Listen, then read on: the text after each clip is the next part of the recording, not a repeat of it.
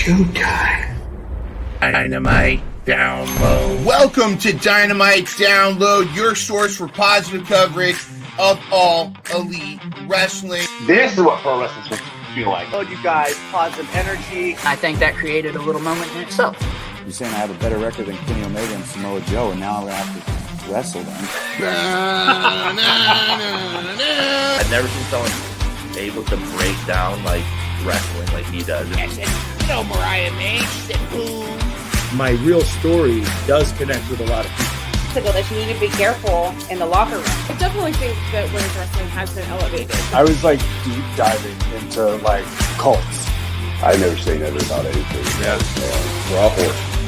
Raw horse? Oh my god! Amazing. I had to smack him around a few times to fully gain his respect. This is Frankie's match. Awesome. This podcast is quite frankly the drizzling shit, if I'm being quite honest. Did they spread positivity about AEW? Welcome to Dynamite Download. All right, welcome to Dynamite Download, your source for positive coverage of all elite wrestling. It's so powerful that we are echoing through the entire stratosphere. We're coming to you right here. Elite wrestling. Yeah, it looks like we got a little bit of an echo in the SBD bunker, but it's right here. All right, looks like we got a little echo again. Still working on technical difficulties. Good to see everybody here. However, it's good to see. What up, gang? We're working on everything. Yes, mid-runner. Looks like we got Steven in the chat and Brent and everybody. But we've got some important matters to discuss. It is now time.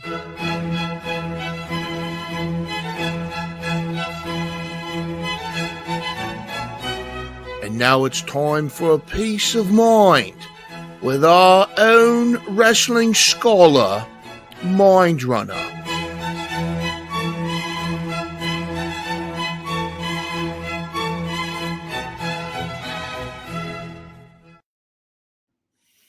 Oh, hello, everybody. Let's move. We should actually move this to my study because whenever there's a peace of mind, I have to go to my study. As you know, Professor Mind Runner, not Professor Midrunner.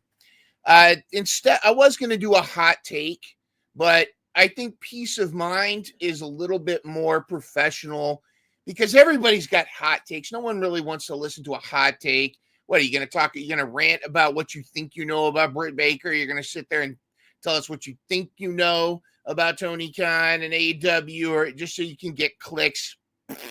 No. I am here, though, to address. Again, we keep it positive here at AEW's talk. All of the pro AEW talk, we keep it positive. But I've got to address the elephant in the room. I've got to address a lesson that AEW continues to fail to learn, and it's heartbreaking. But I think there are some highlights. There are starting to come around. But the real issue, all of the naysayers have been bashing AEW. They're wrong, because I am here to tell you what the real issue in AEW that they need to address, and that is keep your theme songs. Keep the theme songs that people know you by. Keep the theme songs that people pop for. Now, for example, Thunder Rosa. Everybody hears Thunder Rosa's theme song. You hear, you know she's coming. You know an ass whooping's coming. Now, when she transitioned to this very artful and, quite frankly, a better song for her new theme song, it confused everybody. Nobody understood who this was until they saw Thunder Rosa. Everybody's used to the Thunder Rosa intro with the drums. It's just like the breaking glass when Stone Cold comes running in. Same thing we saw with Kenny Omega. Kenny now has 3 different theme songs he can choose from.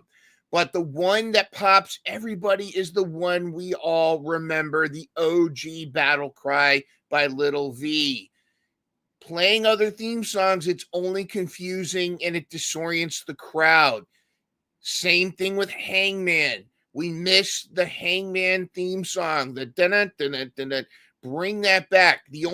I know that a lot of wrestlers, they want to change their theme songs to go to a different character. But unless you want an entirely different experience, keep your theme song. We even heard last night that they experimented with this theme songs as they played both versions of Private Party's theme songs. They came out with the new version with, I think that's with Lil Jon, it sounds like. But they quickly switched to Shots. And if you notice, the crowd didn't know what to do until they switched to the Shots theme song. And what did you see in the crowd? Shots, shots, shots. Here we go. Same thing. Bryan Danielson, no, he's got the Final Countdown. He's got the other. Occasionally, occasionally you can find yourself a theme song that works better, but you want to find the one that works the crowd. And if you change your theme song just to change the theme song, you're going to throw the whole crowd out.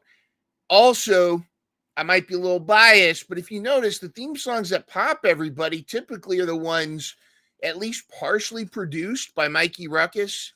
So if you're trying to push Ruckus out by coming up with these new theme songs, if you're trying to, I mean, he is essentially the Johnson of AEW. Go with what works. Go with the theme songs that people can identify with you. Shots, shots, shots. Orange Cassidy, go with the one everybody likes. It's time for Jericho to bring back Judas. I guarantee the moment that Chris Jericho brings Judas back, he's going to be a fan favorite again. Because that's the thing. Amen to that. What's that? I said amen to that. Amen to that. So this has been a piece of my mind. But just to let you know, SBD, my topic, of course, the theme songs you need to go with what works. It's how we know when Thunder Rosa's bringing an ass whooping, we hear her OG theme. Battle Cry for Kenny Omega, the original 100%. Hangman theme. Bring them back. Don't mess with the theme songs. Heck, Stone Cold to this day, when you hear the Undertaker bong, you know who's coming. Keep the theme songs the way they are. You're 100% right, and sorry for the technical difficulty. Well, first off, little tardiness, and if we show the rankings, maybe the champ is little tardiness, if you know what I mean. The first place tardiness. Oh, there's tardiness going on. Also, it was doing the weirdest thing. I was streamed into you, and it was like double playing. I closed all my windows, everything, all my Google Chrome, Safari, and I could still hear your Peace of Mind with mine. And then I just had to restart my computer. It was some kind of glitch, but it was like playing with everything closed. I'm like, what is going on? But I'm here. I made it ready. It's Dynamite Download episode 167. Let's talk about the real order of business. We got a piece of your mind, which I totally agree. OG stuff, if it's not broke, don't fix it. I can understand creative trying and things like that, but yeah, man, you can feel a pop when their pop is there for songs. The Judas effect, no pun intended, when that song plays is definitely one for the ages, and was one of like the bucket list items for when I'd go to AEW shows. Like, I came here to sing Judas, and right. So when he gets back for that, it's going to be one heck of a pop. And I loved hearing Battle Cry and Kenny's song last night. It was a perfect way to start off the show. Courtney's got a great question. We might revisit this question later tonight too, because we are bringing something else back. But I like that question. We might hang on to that in just a little bit. All right, I won't answer that yet. Yeah, we won't answer that yet, but maybe at a future time we might answer that question. All right. But is it time to feel the wrath? Is it time to feel the wrath? Is it time to feel the wrath of the rankings? It is time to feel the wrath of the rankings in week 2. All right, here we go.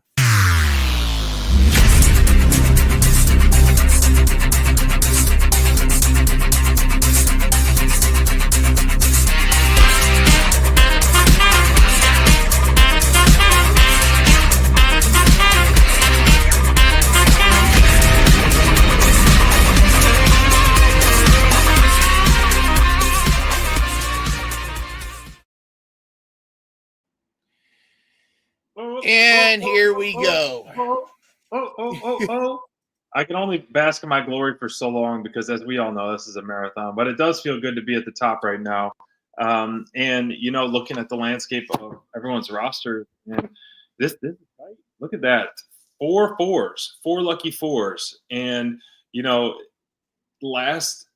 of the last draft, Kyle Fletcher was my MVP, and I don't think Kyle Fletcher has picked up a point or gotten in the ring yet. I don't know if he will until Grand Slam. So, it's the waves. It's just picking the right picks, and anything can happen, especially the way we saw a 12-man battle royal where I think everyone got a point in that one for sure. Just about. So it's tight. This is where we're at, and it feels good to be at the top right now. But right, nipping at your heels, Steven, he's 2 points away from you. I mean, like you said, anything can happen. And you and I were talking offline before how without Rampage, points are very scarce, and it does seem like they're reducing the number of matches on Dynamite lately. It's been like there was only 5 matches, I believe, on Dynamite, and only one of them was a tag team match. So earning points is scarce. So you get a point. That's the dollar value has increased, a lot, if you will, to use the analogy. I mean, if these were crypto points, it'd be pretty tough. But look at this 4-way foursome. Brent Courtney going from last place all the way up to tied for 3rd. Still, again, any one of us just 1 point away from Steven, just 3 points away from you. And we do have so much coming up. We've got in mid-February, we've got the Australian Grand Slam. We've got so much coming up. We've got pay-per-views. It's going to be insane. And I just think I love the parity this season. There just seems to be, it really does seem like it's anyone's game. Last season, I know a couple people learned not to, they learned a little bit from who to pick. Don't necessarily pick your favorites, but pick those that are going to get TV time. I think everybody did their homework, and I think we're seeing that now. That's why this is such a close battle. I mean, think about it. If it was ending next week, I could not predict who would win. Yeah, it's definitely a battle cry, and we'll move into Dynamite, which the way things kicked off Dynamite. This was the match graphic for the night minus the Samoa Joe and Nick Wayne match, which is rescheduled due to travel issues. And we got Hangman in action, which I thought was obviously the match wasn't the story, but there was multiple different storylines tied into what Hangman had to do over Dynamite. But kicking off the show with the face-to-face, I was surprised they kicked it off, but man, did they kick it off in a meaningful way. Lord. That was quite impressive way to start the show.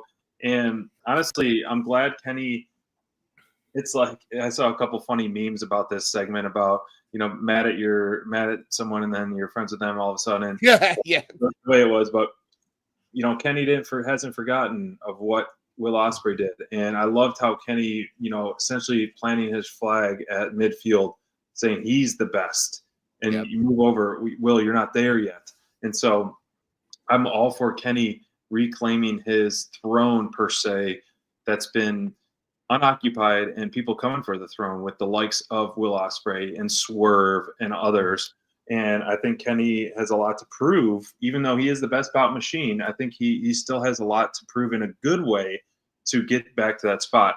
And just a little taste of what we got with Kenny Omega's return versus the match with Brian Cage. And tonight, I felt like last night's brawl out was just the way it ended with those double moonsaults off the top and then the truss again.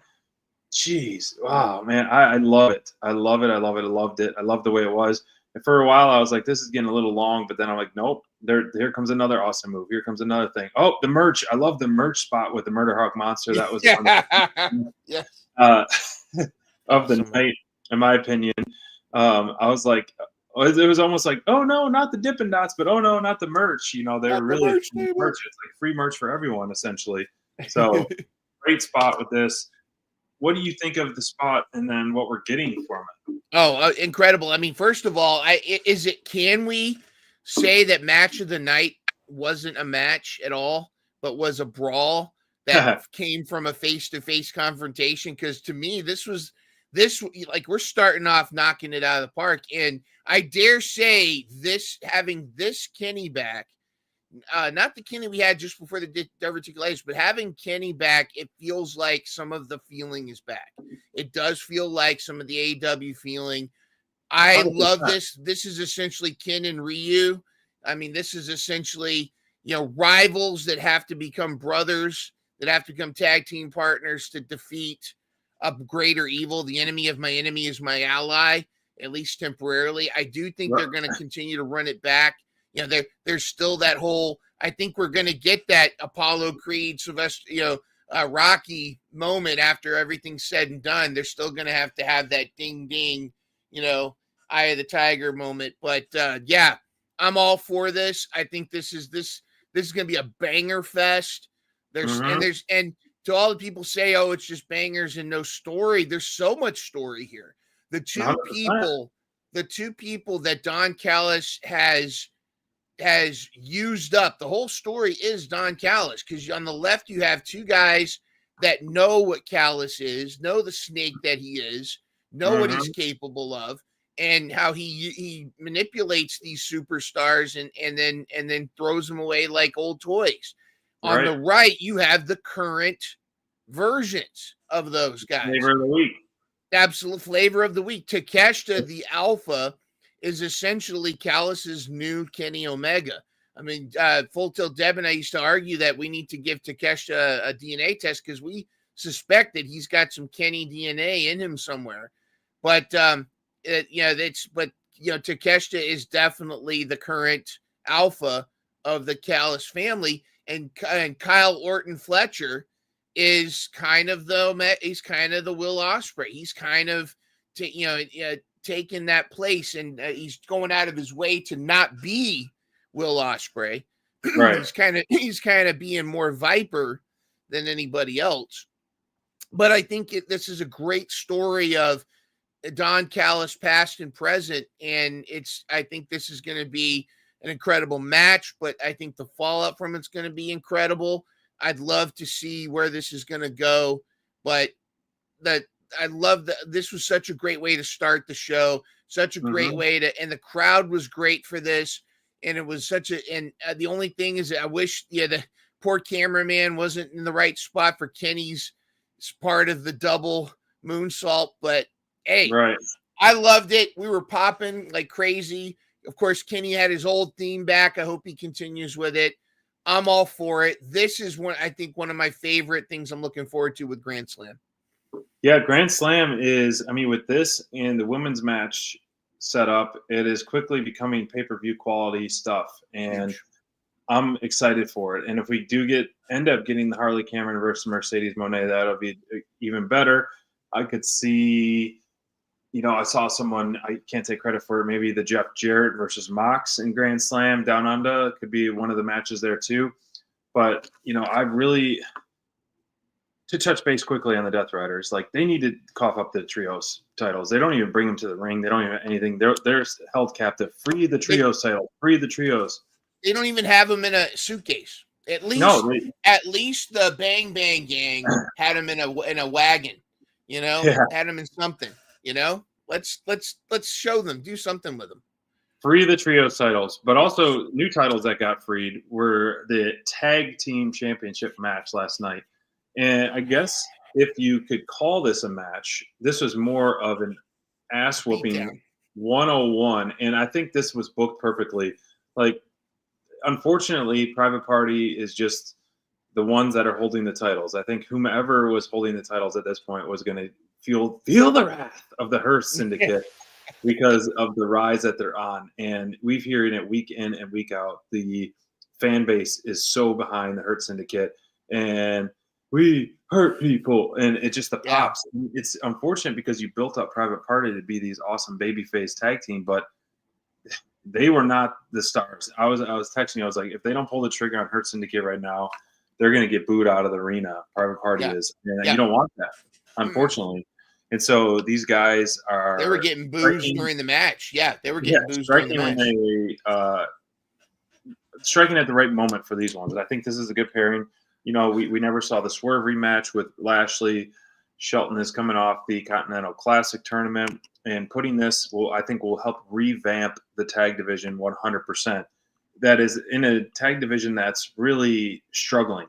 And you looked at the rankings of the top tag division or tag teams in the industry that were released recently. Young Bucks was the only AEW one on there near the top. And it's like in years past, you could have had AEW tag teams for, 1 through 5, essentially, how hot the tag division is or was in the past. I think this is a huge thing for 2025, which we've spoken about, is tag division and trios really need to get revamped. And I hope this is the first step on a yellow brick road to the tag division, because think of some of the matchups. Like, yeah, granted, these guys are billed as heels, but to me, they're transitioning in baby faces, but that's okay. Like, imagine when we get the Murder Machines versus these guys, the meat in this match. I think that's the payoff. Murder Machines versus these guys. Like, they need to have a couple feuds. They need to have Murder Machines need to pick up a couple more wins.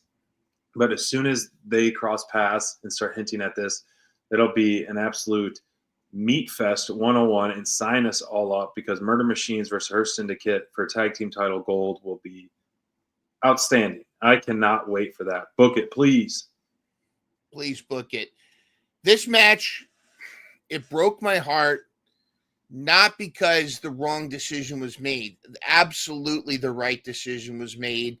Yeah. And they needed to be beaten down like they were. I do think it was key that, Mark Quinn had to almost wrestle by himself because they put Zay through the table. There was a lot going on. They did a great job of setting it up, but you knew it's like when I was a kid and I knew I was in trouble with my dad, and I would plead to my mom to somehow get me out of trouble, and she would just shake her head and like, there's nothing I can do. I felt like my mom in this, because I knew I almost felt like Mark Quinn and Zay were pleading, is there any way that they can win this? No, There's no way they can win this. That's not going to get everyone booed out of the building.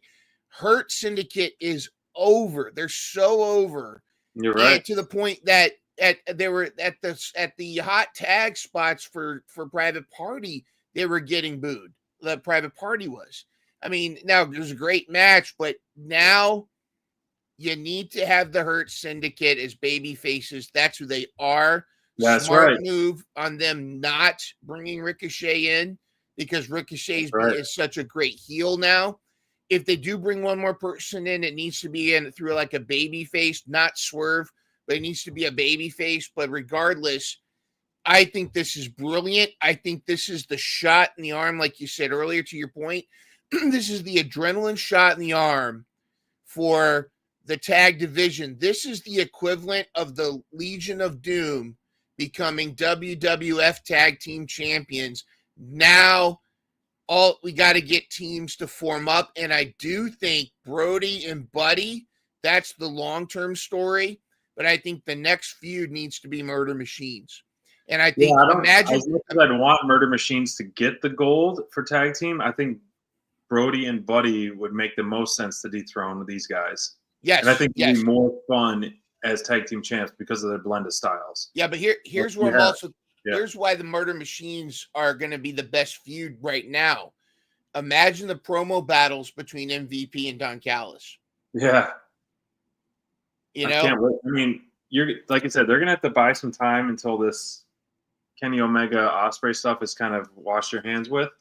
You throw it in there, and then would you see Hurt Syndicate and Kenny Omega and Ospreay team up 4-on-4 battles?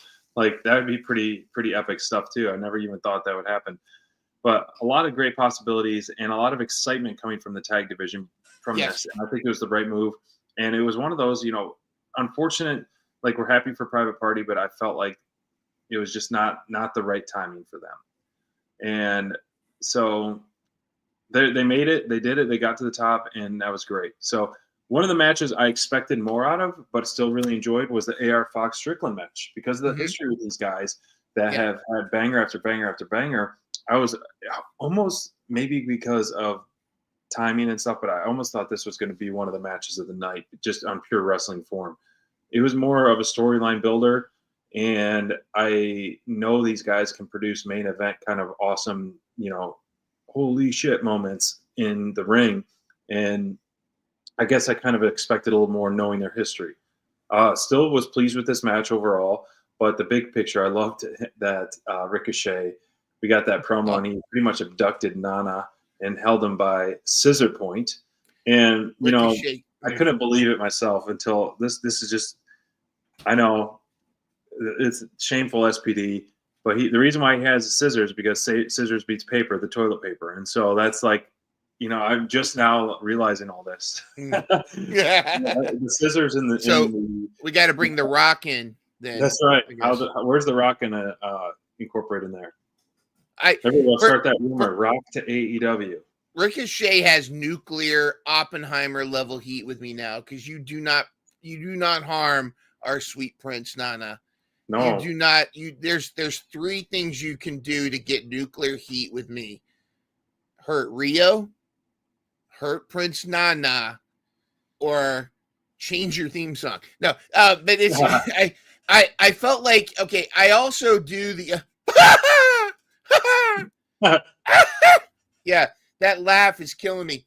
I love it too. I mean, Ricochet's great, a great heel, nuclear heat with me right now, but it's again, kudos to the actual Trevor doing this, because he's really making me hate him, and that's his job, to get. I mean, he's not quite Christian Cage level, but he's getting it. I think he's on his way. He did have the sparkly turtleneck though, which I thought with the glitter turtleneck, I mean, that he's following the right path there. So kudos to him there. I gave last night's Dynamite a little bit of a grain of salt because of the inclement weather. I know it messed up a lot of things that they may have had planned. So, but I do think that the AR Fox Swerve Strickland, part of the problem too is AR Fox has been absent from our TV for so long. Yep. That unless you've really been watching a lot, or you remember, and you just kind of, there was the build up for this match was simply, oh, they have history. And it was like, well, yeah, but there wasn't really a whole lot of build up, but not that needs to happen to enjoy a match. But I do think, like you said, this was a storyline builder, and I think the crowd was kind of thinking, I mean, Swerve's going to win, but I did enjoy it still. I mean, again, I have so much respect for AR Fox and Swerve.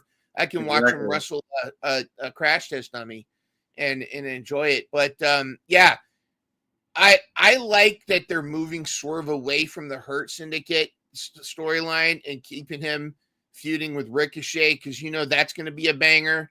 Also, kind of jumping back to Hurt Syndicate for a second, I like that they're keeping all these guys away from the Death Riders, because I think that if any of them get involved with the Death Riders, it puts you in a position where someone's got to lose, and it can't be any of these guys. So, but I'm looking forward to this Ricochet beatdown. I think it's going to be great, but what I love about it is Ricochet continues to make us want to see his ass get beat. And they keep coming up with new ways, and the toilet paper and everything. I mean, Swerve's going to do something, and it's just going to continue to escalate until we get whatever blow off we're going to get with this. And Swerve is great at building new feuds. I mean, look at what he did with Hanger, and that's still not over yet. So I'm looking forward to it. Yeah, this is definitely, I'm glad it's advertised the week before Grand Slam, because this should be the main event moment that we get with this payoff, because it's definitely main event feud worthy on it. Shifting gears to an unexpected thing we saw, which was Hangman in action.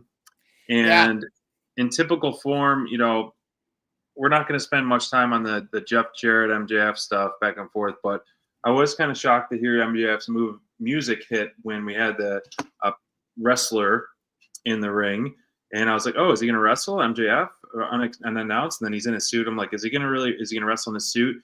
And then we got that promo out of there. Then Hangman's music hit. That was such a huge seed and a swerve, and hopefully more comes out of that, because I was like, dang, this is cool. Like, Hangman and MJF face to face, and they're gonna potentially feud.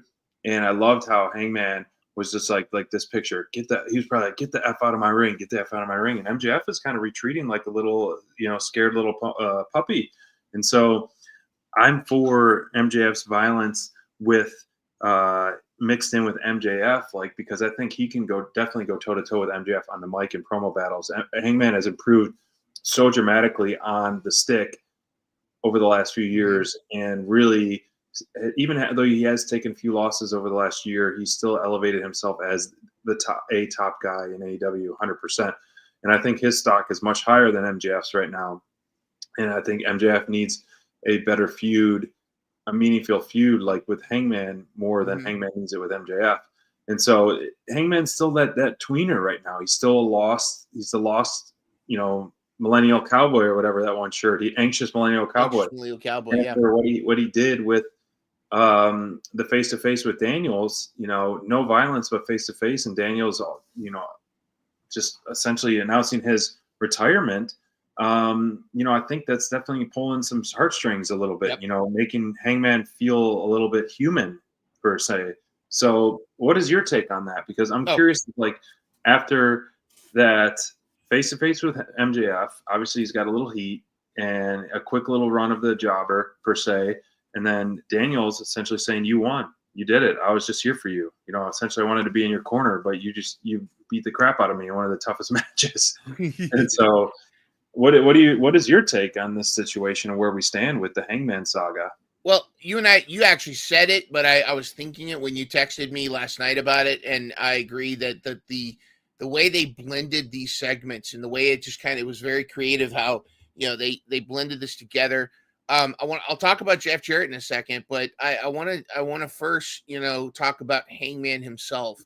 And one of the things I love about Hangman is he's still the same character, but he's evolving. He's constantly evolving, and he's constantly going through this thing. You said it to your point. He's the anxious millennial cowboy, but things like he reacts to things. Swerve got in his head and really messed with him, and so that's what's got him. He's opened up this vicious streak. But that thing with Christopher Daniels, his longtime friend, now it has affected him. He's continuing now to do the angel wings. I think that was Christopher Daniels' finisher. He's now doing that. Essentially, he's keeping that. I think that's tremendous. But you saw the dynamic that they did here. It was. I don't want to go cliche and call it cinema, but the way that the start and finish, and that poor jobber, he spent more time outside the ring waiting for MJF to shut up than he did in his match. But this whole dynamic of the MJF Hangman little passing looking thing, and then Hangman's genuine reaction to Christopher Daniels, I felt like was such a story. It was such great storytelling. Now on MJF's side, you're absolutely right. MJF needs a better feud than Jeff Jarrett. As much as I like that, and again, I disagree with a lot of folks like Brian Alvarez. I don't disagree with Brian Alvarez much, but I do disagree that there's too many older wrestlers in AEW. I think Jeff Jarrett really is. There's no way. I don't think he's going to win the championship, but I do like this. But I'm not entirely sure MJF is the guy to have him feud. I'm sure they're going to have a blow off. They're going to do something, but this was really cool because if you've ever played like video games, like role-playing video games, like Fallout or like the Telltale games, whenever you do something and a character sees you do it, sometimes you'll see the little notice that MJF will remember that. If you put that picture back up for a second, when Hangman says, "Get out of my ring," I just could see MJF will remember that. That actually to me was the beginning of what we're going to get the MJF Hanger feud. But this time, both of these guys are light years from where they were in 2019. Because in 2019, this was the feud. This was a feud that they had before Hanger. was with Pac. They were both bad. Remember, they were battling for the Dynamite Diamond Ring. They were battling for the Casino Battle Royal. This is a feud that, inject in our veins. This is the feud we want. And I think a smooth transition MJF away from Jeff Jarrett, or just show us who's next in line after Jeff Jarrett. And I think this is going to be the real story, is these two guys. And again, it's going to make Hangman better for it. MJF's going to be better for it. They've come so far. I think this is going to be tremendous. And I am excited for how they're going to do this, because MJF, you don't steal his thunder. He might run away like a scalded dog, but he's going to screw you for it. He's going to find a way to get even. That's right. He always plays chess while everyone plays checkers, MJF. And, big fan of Dynamite Download, endorses us, constantly endorsing us here at Dynamite Download, calling us the drizzling shits and all of their names. But, huge fan. He loves this. He loves this. Dynamite Download shirt on a weekly basis, I'm sure of that. Shifting to the women's match of the night, Hayter versus Hart 2. So this one, Hayter hits harder, and clearly she did hit harder. And I think, real fast forwarding to the end of the match in the quick promo by Hayter, which I liked. I think AEW has been doing a great job of kind of helping the transition without Malachi Black and House of Black. Like how she was saying, you do this all alone. You're still a tough biatch and all this stuff. And so everyone's been, from Buddy to Brody to Hart, everyone's essentially been endorsed by a star. And I think that's helped out a lot. And so I think without that, it would maybe feel a little bit different, but I think AEW did a fantastic job the way they are doing that transition phase. However, I'm glad that they traded wins. I think it was a nice fought match. I think these two ladies do definitely gel together very good. And the right decision was made. Hayter needs some wins. She's a former champ, and she has taken too many L's lately, in my opinion. I want to see a push out of her. And so I think this is done. I think it played its spot. I don't think we're ready for Hart versus Hayter 3. I think we can kind of table that, put that in our pocket, and use that a little bit for a little later. And so I'm curious where the Hart goes and where Hayter goes moving forward. I would love to see Julia Hart in some kind of mixed tag match, a couple times with Buddy or Brody, whatever it may be, just kind of transition, things like that. So I would love to see some mixed tag matches. What are some mixed tag teams that you all would like to see? Hart and Brody, Hart in any of those. If I had to pick Hayter, I'd could do Hayter and Hobbs, would be a fun one to do. Hayter and Darby. Who would you want to see paired up with Harley? Oh, anybody. Harley and Kenny Omega. Harley and, just Harley and her imaginary friend would be hilarious. Like, just like an invisible wrestler. Harley and Big Bill. Harley and Briscoe. Oh, that would be incredible. Do a promo with Harley and Briscoe. Oh my gosh, with words of the day and singing. Book that. That would be a hilarious mixed tag team. Exactly. Definitely. Who do you want to see with the rookie Tony Storm if you had to pick someone? Of course. I'd love to entertain that, but dude, I've got to talk about this match. I've got to talk about how important this match was. And on the surface, it was round 2. It was Hart versus Hayter 2. But there was so much more going on with this match than meets the eye. And you touched on it. There's a change. It was a subtle and then not so subtle change with the former House of Black, to the point where I didn't even realize this in the beginning. I found out about it when I did watch back. She's changed the lyrics even to her song. Instead of the house always wins, the heart always wins. Right. It's one word. So changing that one word, and, say whatever. We're not going to get into the rumors or whatever. I wish Malachi Black the best of luck, but it's clear that Brody King, Buddy, and Julia are moving on from Malachi, and they're going to be the Hounds of Hell. That's great. But what I loved about the post match here, they put on a great match. It wasn't the best that they've had. I think they're going to have that again. But when Jamie Hayter kind of mixed a little shoot in this, and she said to Julia, she said, "You're one tough bitch." And when she said that, the camera cut to Julia, and Julia broke character for a moment. You could see a genuine emotion. It was such a compliment coming from Jamie Hayter. And this was like the trifecta, like when Cope talked to Brody King, and I think it was Ospreay talked to Buddy Matthews. Now we got Jamie Hayter saying this to Julia. This is the locker room saying, you are appreciated, maybe better than your booking has been, but now that was better than any kind of rub. That's the leadership, the friendship, the stuff that you need. That was, again, another one of those twinges of the feeling. We've talked about the AEW feeling. That was it right there. Hayter taking a moment to 100%. say, "You're one tough bitch," I felt like was a genuine moment. And we're seeing this metamorphosis of the what's left after the house is gone. We've got, I think we're getting babyface Julia Hart, and I think everyone's here for it. And babyface Brody and Buddy. Love Team Babyface. As much as I love Team Babyface growing across the board, we need some heavy heels other than the Death Riders. Like we need in terms of top heels, I don't know where Okada's going to stand when he does make a reappearance. But we need like the tag team division heels, like Murder Machines, please. Yeah, Murder Machines. What other?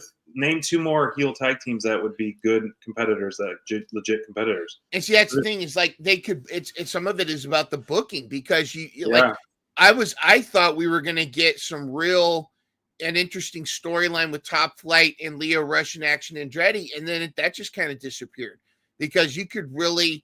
I think Leo Rush and Action Andretti, they could be that kind of like. I don't want to invoke a certain person in jail under investigation, but kind of that lavish kind of gold chain kind of, hey, look at us, we're super, our egos are bigger, and have them feud with Top Flight and Private Party and a bunch of other folks.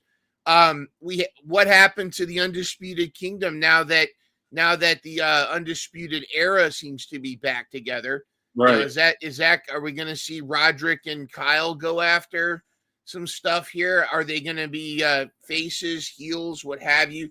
It's you've got MXM, but they're over at they're touching tips at Ring of Honor. It's time for AEW, the company that started out to be so pro, to have one of the best tag team divisions in the entire industry.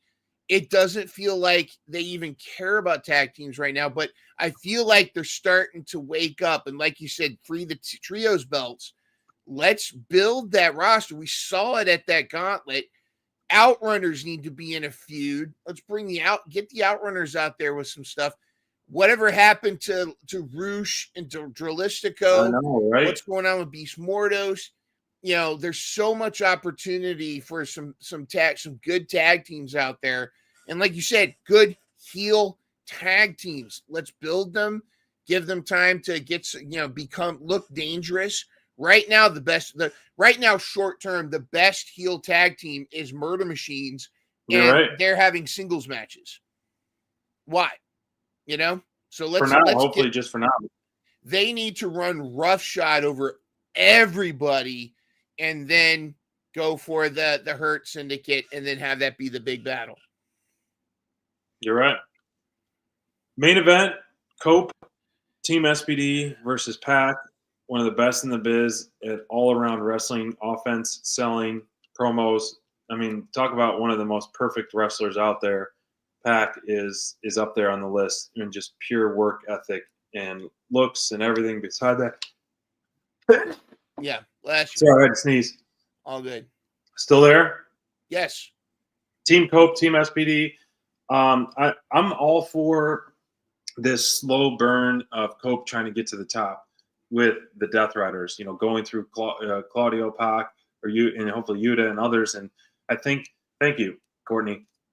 I think like it'll help with the ultimate payoff, and maybe we'll get this at the Revolution pay-per-view.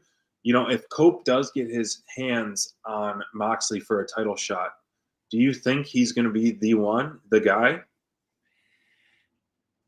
I hope not. And this is, as much as I love Cope, I feel like I'm cautiously optimistic in this whole Death Riders thing. I know a lot of people are quick to. I've been reading a lot of negativity about them, about the storyline, but I understand why Hobbs wasn't the one at that time. Right. But it can't be a veteran. It can't be someone like Cope that ultimately does. It should. Let me rephrase it. It shouldn't be. Because if the whole point of what Moxley is kind of half work, half shoot doing is he's trying to get everyone to step up, it needs to be, honestly, I feel like it needs to be a homegrown AEW talent. But the problem is who? You've already, Orange Cassidy's crushed. Darby's going to fall off Mount Everest. And you got, who else do you have that is homegrown? I think you'd have to do some serious triage to make Wardlow the guy. I felt like Hobbs was the guy. I feel like Cope, giving it to Cope kind of ruin. If Cope ultimately wins, at least in the near future, wins the title, it kind of defeats the whole purpose of this entire storyline. Yeah, Death Riders need a new member. I do like that idea, but I'm just kind of like, and I don't even think Bryan Danielson needs to be the one. He could be in the corner of the person, but like if I throw out a name, Daniel Garcia, no, he's not ready yet. Does Swerve ultimately finish his deal with Ricochet and come back for it? Samoa Joe, he's kind of the same situation as Cope. Granted, I loved his title run. I don't know. I mean, we got a little seed planted with Ospreay. So I think, as much as I would want Cope to have a world title run and then kind of reignite a little bit of the Christian feud with his little contract, I think what we've spoken about before and what you said in the chat, Mike, about a new member, I think when Cope does get that opportunity, you see a debut of a new member and that kind of screws him over. And then, as I've kept saying all along before that came back from injury, that the rated FTR should be going for those trios titles so they can shift the trios title, shift their direction to the trios title. And I think that would be the way to go to safely transition Cope out of that main event picture for now, because Ospreay planted the seed, Darby's planted the seed. And I think those are two names that would definitely be legitimate. And as I've said before in other shows is I think without the title being held hostage, I feel like Death Riders don't have a big target on their back. And yes, they're doing beatdowns and concertos and putting people out and being, gang warfare with that sense puts the target on their back. But I feel like having the title for others to chase is more meaningful because there's not many people chasing them just to chase them to beat them up. When Cope returned and FTR said, we're coming for all the gold. Like there's your goal right there. Like that's the goal, is to take the AEW away from the hostage holders of the Death Riders. And so continuing to hold the world title is going to be crucial for the Death Riders to be where they're at, in my opinion.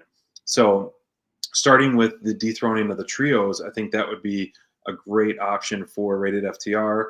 After Revolution, if this matches at Revolution, they do have another member. They start to, gain strength in more numbers, and people are trying to get to them, but they can't get past the team of Death Riders, and wherever that goes from there.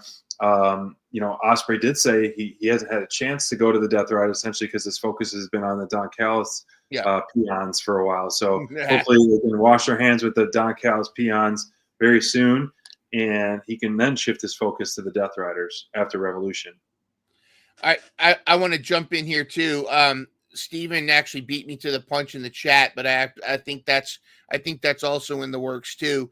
But I want to take a moment and touch on Marina Shafir. And if you go back to our catalog of short clips and videos, Armchair Booking, Marina Shafir. I predicted Marina Shafir should have joined the Blackpool Combat Club almost 2 years, 2 years ago. But exactly, this is the best Marina Shafir. Number one, and I mean this as a compliment, but she shut up. She's not talking. She's off the mic. She doesn't need the mic.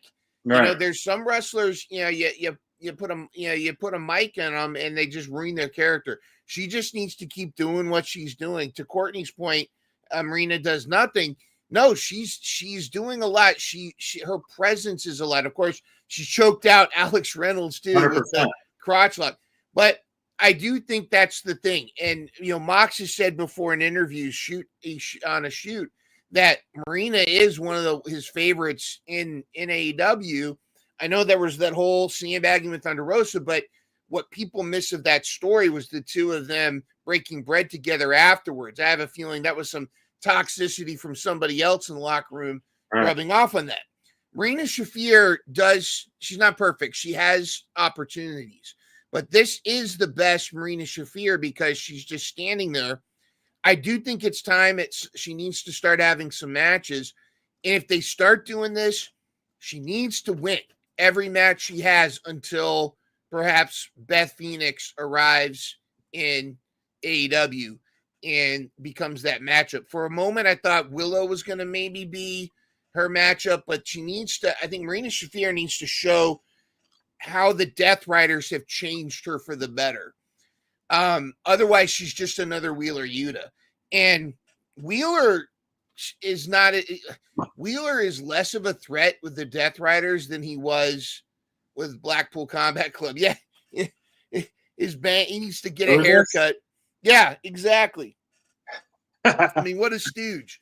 But I don't know. I think I would love to see Jack Perry as the new member or something like that and be kind of the protege. You could even do some story where suddenly Wheeler feels slighted because this new member is getting more attention than he is. Right. You know, and then you could have something like that. And I'd love to see more developed there. The whole Death Rider storyline needs a lot more development before it's over. And I think the moment Mox loses the title, like you said earlier, then it's over. It's over. It's over. You know, I think to quote Al Pacino, it's over. The moment the title comes out of the suitcase, Death Riders are done. And I think you're right. I think Rated FTR needs to win the trios. That's going to be their only glory in this feud because Cope can't win the title. It's got to go to somebody. I would be fine with Kenny if it's Kenny that defeats Mox, but I'd love to see Ospreay win it, Swerve, somebody like that, or maybe Hobbs get another stab. We'll see. Yeah, I would love. I mean, just off the cuff, to dethrone Mox, I would be Cope, Ospreay, Omega, Darby, Hobbs. Like those would be my top five. And we've spoken highly about wanting more members of Death Riders, a big powerhouse body like a Wardlow, a Jack Perry, give him more heel moments because he's doing such great work as a heel. So getting inserted in the Death Riders when the Elite is essentially kind of dissolved at the moment, unless they do come back as the Elite. I don't know what's going on. They're shredding all those papers. You know, there's a lot of storyline with that still left to be had. But lots to behold, lots to talk about. And that is the fun stuff. And I can't wait for Collision Homecoming. This Saturday that we're going to have. And I'm excited. I've been down to Jacksonville for a couple shows down at Daly's Place. It was a lot of fun. The environment is electric down there, just like last night's Homecoming was electric. Yeah. So I'm excited to see it and watch it live on Saturday. It's gonna be incredible. Daly's Place, it's magical. You know, it's because it means so much to us because there's so much of the pandemic era that I think essentially saved wrestling. You know, we talked about it with Alan Angels and Fuego, how I think that time it saved wrestling, having, you know, QT opening up his thing. And I feel like it really got a lot of us through some crazy times, not knowing that Wednesday night, this, even though at the time, and of course we got to fall in love with the Guns. Yep. Freaking Austin and Colton acting like jackasses in the corner. Great stuff. But yeah, Daly's Place is magical. It's great stuff. I think though, before we call it a night, sir. Yes, we're bringing back, and I think you and I talked about making this consistent, and we're going to back and forth this throughout the year. But it's time for us to bring back the D3. Now, if this continues to be a thing, we're gonna have to make ourselves a segment intro and all that pizzazz. Right. But the D3 is 3 questions, not like the Fast 5. This is D3. 3 questions to get to know us a little bit more. Cero Miedo. 3 questions that we have to, of course, we always answer honestly on here. But 3 questions, they don't have to be wrestling related, but my 3 tonight are definitely wrestling related. Yeah, 3D, SBD, get the tables. Yeah, we're gonna do something like that. Maybe, good idea, Courtney. Maybe the promo should have something to do with 3D. What's up? So, but my 3 questions are wrestling related, and the first one is inspired by Courtney's earlier comment. SBD, if you tomorrow, Tony Khan calls you tonight, says, SBD, bring your gear. You are debuting as our new superstar at Collision. You are going to wrestle Lance Archer. But what is going to be your entrance? What is your entrance theme music? So when I was backyard wrestling, I used 2 songs. It was like the Chris Benoit song. It was like and I'd have to play the Chris Benoit song. Oh, I know that. The which one? The one with lyrics or the crypto no one? Lyrics. Yeah, that's the best one. Chris Benoit theme song, and then I did the One of a Kind. It was like in Rob Van Dam one because I was SPD, so I used that one. I think this is it for. Or whatever, I'll find so those are the ones I used. Obviously, I can't steal one of those. So just off the cuff, like if I had to pick something, gosh, it'd have to be some kind of rock song with like a great intro. I mean, just coming off the cuff, I think Undertaker used it, but like I would do American Badass, and I would come out with like an American flag band, to try to be like an ultimate baby face. So I think that's what it would be if I had to just pick off the cuff. I love it. Excellent answer. Second question. Now this is going to be a little bit. This is kind of open-ended. Go to Fantasyland with me. If you could have any wrestler in the history of professional wrestling in their prime step through some kind of portal, multiverse portal, whatever, and become AEW's new All Elite signee. Oh, like it could be Mr. Perfect, it could be Rick Rude, it could be Hornswoggle, Hogan, it could be Hornswoggle, it could be Bruno Sammartino. Anybody in their prime could step through the multiverse and become tomorrow, like announced tomorrow and on social media that they are the new All Elite signee. Who would it be and why? Oh, this is actually easy because the impact this person had on me in my wrestling fandom, as well as the industry and the feuds, would be Stone Cold Steve Austin. Oh. Because, I mean, he's the perfect anti-hero hero, and like everything was always exciting, pushing the limits, whether it be the beer baths, the milk baths, the Zamboni rides, and everything, like causing pure chaos and chaotic moments, and honestly just like truly revolutionary. And I think that would be, give me a hell yeah. Like everything about him is just exudes like fun to watch. This is not the question, but just I'm going to throw this out there because All In is going to be Y'all In Texas. Imagine Moxley, that one-off. Moxley's talking smack with his Death Riders, everybody's in the ring, Yuta, everybody, and he's just talking smack, and then you hear the glass shatter and all in. And I mean, he doesn't have to wrestle. He just needs to come down, give Wheeler Everyone Yuta the stunner of the century, and then just drink. Yeah, exactly. I mean, that wouldn't happen because he's been pretty loyal to WWE over the last years as he retired. But I mean, that would be my pick. That would be incredible. Yeah. All right, final question. And again, we're positive here. It doesn't have to be AEW. Give me anything.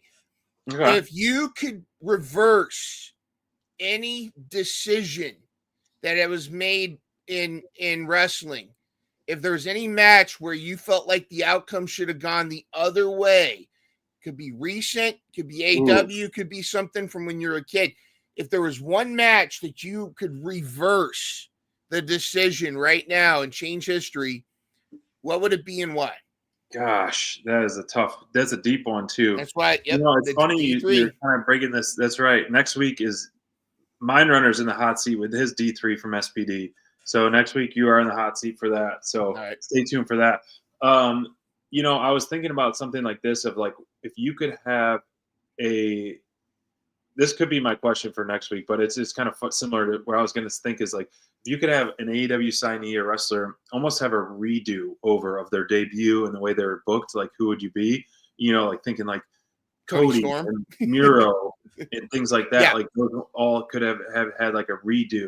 But yeah, I mean, Mike, that's the one that comes to mind is the Montreal Screwjob because of the impact of it. Like it almost, I don't know if it benefited everyone for this or what, but at the time it was definitely the biggest thing ever and horrible thing. But I think history would have been better without it happening. But we are benefiting a lot from it, especially the way, I mean, Brett is still sour about it. I mean, and I love the Netflix, I would be too, the Netflix McMahon thing where they talked about the backstage stuff where he just lined up and pretty much let Brett clock him. And Vince took it on the chin. Yep. And so respect for that, but I'd pick the Montreal Screwjob. Yep. Do you blame Shawn Michaels at all? I mean, partially? No, I mean, he was the soldier. If your admiral or your boss tells you to do something, you almost have to do it, in a sense. So I don't really blame him for that. It's a tough thing if they're considering your buddies and friends and all that, and you do that, like you're in on it too. But it's a tough one. But that one I think would have been better without happening. Nice one. Nice. I won't answer mine because that question may come my way someday. That's true, right? But if you've been watching our episodes recently, one recent call like last week that I know why, but that's fresh. World Champion Hobbs has a great ring to it. That's all I'm saying.